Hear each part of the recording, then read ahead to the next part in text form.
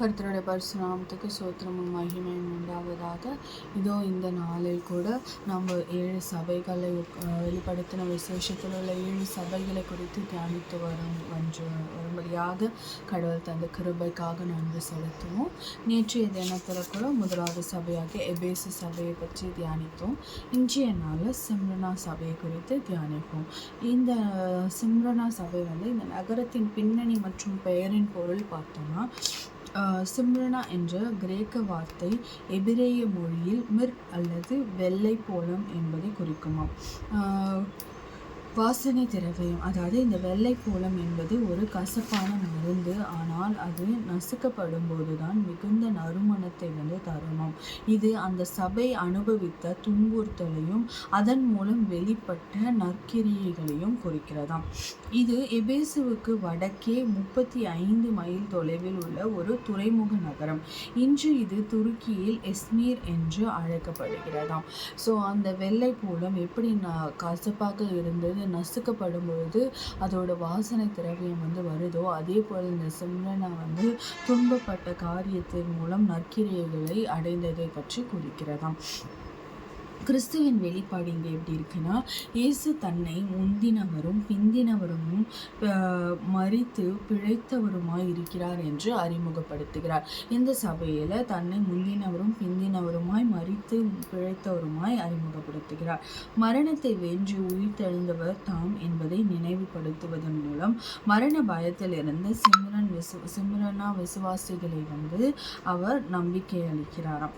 சபையின் நிலை பாராட்டுகள் எப்படி இருந்ததுன்னா, இந்த சபைக்கு கண்டனம் எதுவும் இல்லை, பாராட்டுகள் மட்டுமே உண்டு. இந்த சிம்ரனா சபைக்கு பார்த்தோன்னா எந்த கண்டனமும் இல்லையா, வெறும் பாராட்டுகள் மட்டுமே தேவன் தந்தருளினாராம். அவர்கள் வறுமையிலும் துன்பத்திலும் இருந்தவர்களாம். ஆனால் ஆவிக்குரிய ரீதியில் ஐஸ்வர்யவான்களாக இருந்ததை பார்க்க முடிகிறது. இவர்கள் தங்களுடைய அன்றாட வாழ்வில் வறுமையிலும் துன்பத்திலும் இருந்தாலும் ஆவிக்குரிய ரீதியில் பார்க்கும்போது இவர்கள் ஐஸ்வர்யவான்களாக இருந்தார்கள் என்பதை குறிக்கிறது. சாத்தானுடைய ஜெபாலயம், தங்களை யூதர்கள் என்று சொல்லிக்கொண்டு சபையை துன்புறுத்தியவர்களை இயேசு சாத்தானின் கூட்டமாக அடையாளப்படுத்துகிறாராம். எச்சரிக்கையும் ஆலோசனையும்.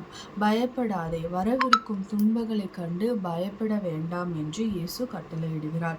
10 நாள் உபத்திரவம், அது அவர்கள் 10 நாட்கள் உபத்திரவார்கள் என்று குறிப்பிடப்பட்டுள்ளது. இது ஒரு குறுகிய காலம் அளவை குறிக்கும் வாக்குறுதி. அவருக்கு கடவுள் என்ன சொல்றாங்கன்னா, பயப்படாதே, வரக்கூடிய எல்லா துன்பங்களையும் கண்டு பயப்படாதேன்னு சொல்றாரு. இது ஒரு வெறும் 10 நாள் உபத்திரவம் தான், நற்கிரியால் நிரப்பப்படும் என்று சொல்லுகிறார். இதற்கு இவர் கொடுக்கும் வாக்குறுதி என்னன்னா, மரண பரியந்தமும் உண்மையாயிரு, அப்பொழுது ஜீவ கிரீடத்தை உனக்கு தருவேன் என்று வாக்கு கொடுக்கிறாராம். நீ மரண பரியந்தம் வரை என்ன துன்பம் என்ன இன்னல்கள் வந்தாலுமே உண்மையாயிரு தேவனுக்கு. அப்படி உண்மையா இருக்கும் பொழுது நான் உனக்கு ஜீவ கிரீடத்தை தருவேன் என்று சொல்லுகிறாராம். இந்த ஜெயம் கொள்ளுவனுக்காக பலன். இதை நம்ம 2 காரியங்கள் பார்க்கும்போது, இந்த ஜெயம் கொள்பவன் 2ஆம் மரணத்தினால், அதாவது நித்திய மரணம் சேதப்படுத்துவதில்லை என்ற உன்னத வாக்குறுதியும் இந்த நிறுவனம் முடிக்கிறது. சிம்ரனா சபை வரலாற்றில் பார்த்தோம்னா, பாலிகார்ப் போன்ற இரத்த சாட்சிகள் பெயர் பெற்றதாக இருந்ததாம். துன்பப்படுத்தப்படும் நவீன கால கிறிஸ்தவர்களுக்கு இச்சபையின் செய்தி இன்னும் பெரும் ஊக்கமாக இருந்ததாம். அதாவது 2 காரியங்களை குறித்து நம்ம பார்த்தோம்னா, ஜீவ கிரீடம், முதல் மரணம், 2ஆம் மரணம் என்று 3 காரியங்கள். இந்த ஜீவ கிரீடம் என்றால் என்னன்னா, விசுவாசிகளுக்கு பரலோகத்தில் பெரும் மேன்மையான வெகுமதி. விசுவாசிகள் இருக்கிறவங்களுக்கு பரலோகத்தில் கொடுக்கப்படும் மேன்மையான வெகுமதி தான் இந்த ஜீவ கிரீடம். முதல் மரணம் என்றால் இது பூமியில் சரீர ரீதியாக ஏற்படும் மரணமா. இது விசுவாசிகள் அவ்விசுவாசிகள் எல்லாருக்குமே இது சமமானது. ஆனால் 2ஆம் மரணம் என்று பார்த்தோம்னா, இது ஆத்மா கடவுளை விட்டு நித்தியமாக பிரிக்கப்படுவதை குறிக்கிறது. வேதாகமும் இதை அக்கினி கடல் என்று அடையாளப்படுத்துகிறாராம். இயேசுவை விசுவாசித்து உபத்திரவத்தை சகித்து ஜெயம் கொள்பவருக்கு இது பயம் இல்லை. அவர்கள் நித்திய வாழ்வை பெறுவார்கள். அதாவது இரண்டாம் மரணம் என்பது நித்திய மரணமாக குறிப்பிடப்பட்டது. இது விசுவாசிகளுக்கு மாத்திரம், இது தேவனை விசுவாசிப்பவர்களுக்கு மாத்திரம். இது மூலம் அவர்களுக்கு பயம் இல்லாமல் அவர்கள் இதை ஜெயம் கொண்டு தேவனுடைய ஜீவ கிரீடத்தை பரலோகத்தில் பெறுவார்கள் என்பது குறிப்பிடப்படுகிறது. ஸோ இந்த சிம்ரனா சபையை பார்க்கும்போது இதை குறித்து கடவுள் ஒரு குறையும் சொல்லவில்லை. எபேசை குறித்து எப்படி குறை சொன்னார்? முந்தி இருந்த ஆதி காலத்திலிருந்து அன்பை விட்டார் என்று கூறி சொன்னார். ஆனால் இங்கே பார்க்கும்போது இதில் அவர் அந்த மாதிரி எதுவுமே சொல்லலை. மாறாக தேவன் இவர்கள் உலக ரீதியாக வறுமையில் இருந்திருந்தாலும் துன்பத்தில் இருந்தாலும் இவர்கள் ஆவிக்குரிய வாழ்க்கையில் ஐஸ்வர்யவான்களாக இருந்தார்கள் என்றே சாட்சி சொல்லுகிறார். மற்றும் இவர்களுக்கு அந்த வெள்ளை போலம் போல நசுக்கப்பட்ட போதுதான் அந்த வாசனை திரவியம் வந்தது. அதுபோல இவர்களும் துன்பத்துக்குள்ளானார்கள். ஆனாலும் தேவன் இவங்களுக்கு வாக்குறுதி கொடுக்குறாங்க, மரண பரியந்தம் நீ உண்மையாக இருந்தனா, இந்த துன்பத்தை எல்லாம் சகித்து கொண்டனா உனக்கு ஜீவ கிரீடத்தை உனக்கு தருவேன் என்று வாக்கு கொடுக்கிறார். அவர் அவர்களோடு இருப்பதாகவும் பயப்பட வேண்டாம் என்றும் அவர் வாக்கு கொடுப்பதை இங்கே பார்க்க முடிகிறது. அதனால அந்த காரியத்தில் ஜெயம் கொள்கிற பலனாக அவர்களுக்கு முதல் மரணம், இரண்டாம் மரணம், ஜீவ கிரீடத்தை பற்றி கடவுள் விவரித்து சொல்லுவதை இந்த இடத்துல பார்க்க முடிகிறது. ஜீவ கிரீடமான பரலோகத்தில் கொடுக்கப்படுகிற மேன்மையான வெகுமதியை குறித்தும் அவர்களுக்கு சொல்லப்படுகிறது.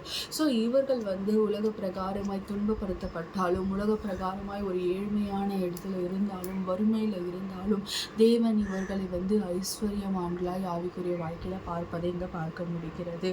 மேலுமாய் இவர்களுக்கு அவ்வளவு துன்பங்கள் ஏற்பட்டும் அது நற்கிரியைகளுக்காக மாத்திரமே என்று கடவுள் அவர்களை ஆட்சி தேய்ச்சுகிறார். கொஞ்ச காலம் இந்த உபத்திரத்தை சகித்து கொண்டால் நீ மேன்மையாக ஜீவ கிரீடத்தை பெற்றுக்கொள்வாய் என்ற ஒரு வாக்குறுதியும் அவர்களுக்கு கொடுக்கப்படுவதை இந்த இடத்துல பார்க்க முடிகிறது.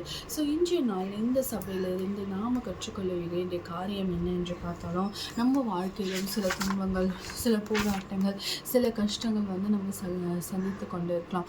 இன்று ஆண்டவர் நம்ம தேவனாகி கர்த்தர் நம்ம பார்த்து சொல்லுகிறார், இது கொஞ்ச கால உபத்திரம் தான், இதை நீ சகித்து கொண்டு பொறுத்து கொண்டு இருந்தீன்னா நிச்சயமாய் உனக்கு மேன்மையான கிரியைகள் உன் வாழ்க்கையில் வரும். ஜீவ விருட்சத்தை ருசி பார்ப்பார், மேலும் ஜீவ கிரீடம் உனக்கு சூட்டப்படும் என்று தேவன் நம்மளுக்கு இன்று வாக்குறுதி அளிப்பதை நம்ம பார்க்க முடிகிறது. ஆனால் தேவன் நம்மளிடத்தில் இருந்து எதிர்பார்ப்பது விசுவாசம்.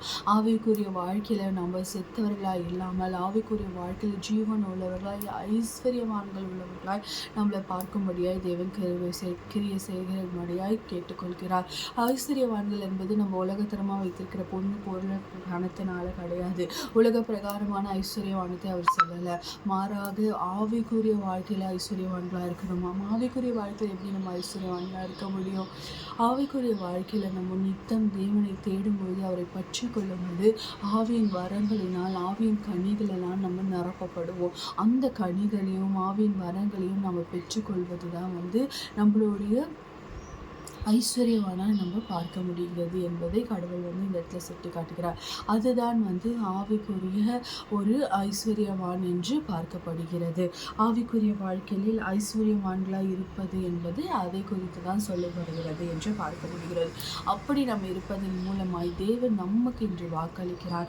மரண பரியந்தம் நம்ம உண்மையாய் தேவனிடத்தில் இருந்தானா, துன்பத்தில் அவரை விட்டு விலகாமல், அவரை எதிர்த்து நிற்காமல், அவரை விட்டு போகாமல், அவருக்கு உண்மையாக இருந்து எல்லா துன்பத்தில் காட்டிலும், பிரச்சனைகளை காட்டிலும், போராட்டங்களை காட்டிலும் என்னோடு இருப்பவர் பெரியவர் என்பதில் நம்ம உறுதியாய் பற்றி கொண்டு இருந்தோமானால் அவரும் நம்மோடு இருந்து நமக்கான ஜீவ கிரீடத்தை தருவார் என்று வாக்களிக்கிறார். நாம் அவரை பற்றி கொண்டு நடக்கும் பொழுது நிச்சயமாய் அந்த ஜீவ கிரீடத்தை நம்மளால் பெற்றுக்கொள்ள முடியும் என்ற வாக்கு தத்துவத்தை தேவன் அளிப்பதை இந்த இடத்துல பார்க்க முடிகிறது. ஜெபிக்கலாமா? நேற்றும் இன்றும் மாறாத நல்ல தகப்பனே, அப்பா, இதோ இந்த நல்ல வேலையில் கூட ராஜா, இந்த சிம்ரனா சபையை குறித்து நாங்கள் தியானிக்கும்படியாக நீ தந்த கிருபைக்காக இவக்காக நன்றி அப்பா. அவர்களைப் போல் அப்பா நாங்களும் இன்று நறுக்கப்பட்டால், துன்பப்பட்ட பிரச்சனைகள், போராட்டங்கள் மத்தியில் வாழலாம். ஆனால் எல்லாத்தின் மத்தியிலும் உண்மை தேடுவதை நாங்கள் மறப்பாமல் உண்மையே நாங்கள் பற்றி கொண்டு ஆவிக்குரிய வாழ்க்கையில் நாங்கள் ஐஸ்வர்யவான்களாக இருக்கும் பொழுது அப்பா, நீர் அப்பா எங்களோடு இருந்து எங்களை இதிலிருந்து மேற்கொண்டு கொஞ்ச கால கஷ்டத்திலிருந்து நாங்கள் மேற்கொள்ளப்பட்டு எங்களுக்கு நீங்கள் இந்த ஜீவ கிரீடத்தையும் ஜீவ விருட்சத்தையும் ருசிக்கும்படியாய் செய்வீர் என்று விசுவாசிக்கிறோம் அப்பா. அப்படியாய் இன்று அப்பா இந்த ஜெபத்தை செய்கிற ஒவ்வொருத்தரையும் கூட நீர் ஆசீர்வதிங்க அப்பா. எங்கள் பிரச்சனைகள் போராட்டங்கள் எதுவாக இருந்தாலும் அப்பா, என் தேவன் எங்களோடு இருக்கும், எங்கள் தேவன் பெரியவர் என்பதை நாங்கள் விசுவாசிக்கிறோம் அப்பா. அதன் மூலம் எங்களோட ஆவிக்குரிய வாழ்க்கையில் நாங்கள் ஐஸ்வர்யவான்களாய் இருக்கும்படியாக அதில் நாங்கள் ஜீவன் உள்ளவர்களாய் அப்பா உம்முடைய ஆவியின் கனிகளையும் வரங்களையும் அப்பா அதனால் எங்கள் இருதயங்கள் நிரப்பப்படும் பொழுது நாங்கள் அப்பா ஆவிக்குரிய வாழ்க்கையில் ஐஸ்வர்யவான்களாய் இருப்போம் என்று அப்பா நாங்கள் உம்மிடத்தில் அப்பா வாக்கு செய்கிறோம் அப்பா. அதன்படி அப்பா நீரும் அப்பா நாங்கள் ஜீவனுள்ள நாள் எல்லாம் மரணத்தின் பரியந்தமும் அப்பா உமக்கு உண்மையாக இருப்போம் என்று அப்பா நாங்கள் வாக்கு கொடுக்கிறோம் அப்பா. இந்த வாக்கை ஏற்று அப்பா இதில் நாங்கள் நிலைத்திருக்கும்படியா எங்களுக்கு தேவையான ஞானத்தையும் பலத்தையும் ஜீவனையும் தந்து நீர் வழிநடத்த வேண்டுமா கூட ஜெபிக்கிறோம் அப்பா. அப்பா தகப்பனே உம்முடைய ஜீவ கிரீடத்தை பெற்றுக்கொள்ளும்படியான தகுதி உள்ளவர்களாய் அப்பா நாங்கள் வாழவும் அதற்கு தேவையான ஞானத்தையும் பலத்தையும் என் தேவனாகிய கர்த்தர் நீர் தர வேண்டுமாய் கூட ஜெபிக்கிறோம் அப்பா.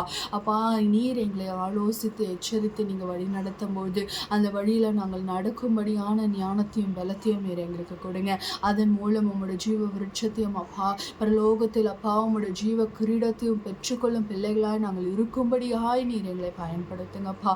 அதற்கான ஞானத்தையும் பலத்தையும் என் தேவன் நீர் தர வேண்டுமாய் கூட உண்மை கெஞ்சி மன்றாடுகிறோம் அப்பா. அப்பா தகப்பனை அப்படியா நாங்கள் இருக்கும் பொழுது என் தேவனுமே நாங்கள் பற்றி கொண்டு நடக்க கிருபை செய்யுங்க.